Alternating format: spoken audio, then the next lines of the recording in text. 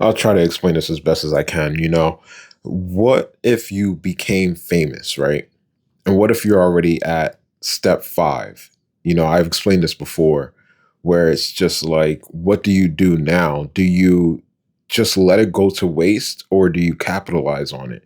Or do you actually look towards the future and use what's already going to be used? Because when you think about the future and you think about all the things that are going to change, like the things that have changed so far, from musicians becoming famous for their music, and you would think that back in like the 1800s, artists weren't making this much money. It was only people that knew what they were doing, like inventors and stuff like that, that business people that were climbing the ranks and getting all this money. But now you have people that are making money, and they're not, they're not the smartest people out there, but they're pretty intelligent. And it makes you think, like, what would happen if I was already famous, but nobody knew me yet? You know what I mean? So they call it grandiose delusion.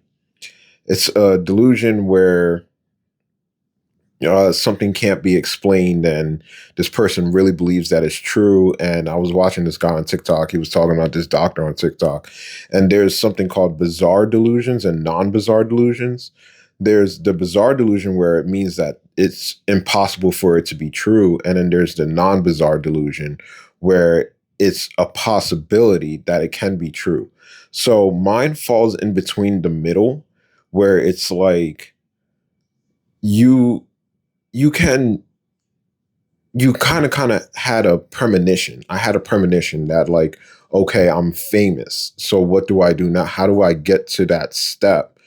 Because right now I know that I'm not famous. Like, I'm not that type of delusional. Like, I know I'm not 100% famous, but I feel famous. And there's things in my life that kind of signifies that, hey, you are famous. Like, when I hear people, when I'm in the city and I hear people talking, like, it kind of feels like they're talking about me.